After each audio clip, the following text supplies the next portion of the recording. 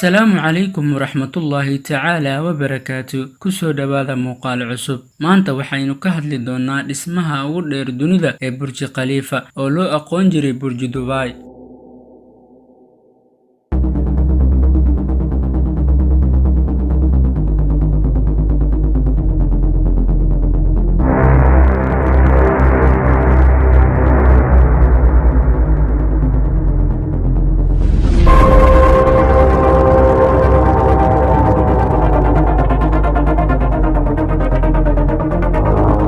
Burj Khalifa waa daarta ugu dheer dunida laga soo bilaabo 2009 ilaa waqtigan aanu joogno. Waxa uu dhererkeedu gaarayaa 829.8 mitir oo u dhigmata 2722 feet. Fiida sare oo kaliya ayaa ah 1.8 mitir. Waxa uuna ku yaalaa magaalada Dubai ee dalka isku taga Imaaraadka Carabta. Dhismaha Burj Khalifa waxaa la bilaabay 6 January 2004 waxaana la dhameystiray 1 October 2009.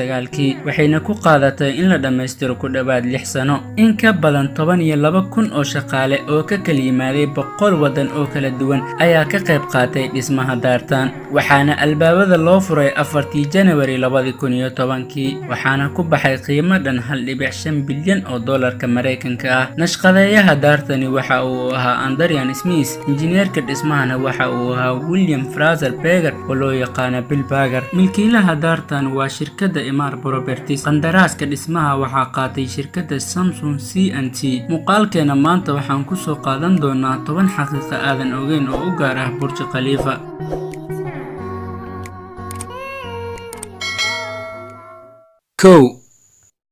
waa daarta ugu dheer dunida oo ay bini'aadanku sameeyaan. waxa uuna dhererkeedu gaarayaa 829.8 mitir. waxa ay leedahay 57 wiish oo xawaarahoodu dhan yahay ku dhawaad 10 mitir per second, kaasoo u ogolaanaya inay ku gaaraan 1 daqiiqo ama 60 second meesha ugu sareysa. waana wiishka ugu dhaqsiyaha badan adduunka. 3.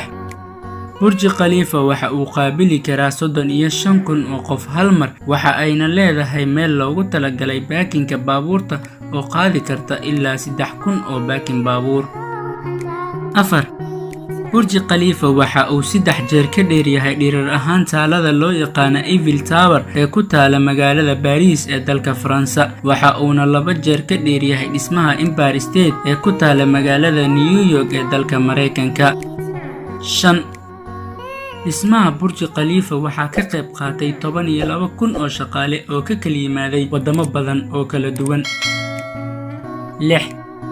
Burj Khalifa waxa ay dunida ka dhigtay rikoor aanan weligeed la dhigin oo ah dhismaha ugu dabaqa badan dunida. waxa ayna leedahay 163 dabaq. 7. rikooriska uu leeyahay waxaa ka mid ah waxaa ku yaala barkad dabaal oo ah barkadda labaad ee adduunka ugu baaxadda weyn ama ugu sareysa. 8.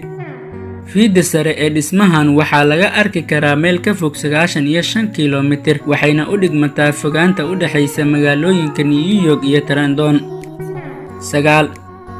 culayska dhismaha Burj Khalifa waxa uu la mid yahay 100,000 oo maroodi. birta xeyndaabka dhismahana waxa ay la mid tahay 380 diyaaradood iyo 5 diyaarad kuwa loo yaqaan Airbuska.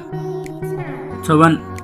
Burj Khalifa waxaa lagu magacaabi jiray Burj Dubai waxaana la bedelay waqtiyadii u dambeeyay dhismaheeda waxaana loo bedelay Burj Khalifa oo loogu magac daray Sheikh Khalifa bin Zayed Al Nahyan oo ahaa madaxweynihii labaad ee dalka isku taga Imaaraadka Carabta.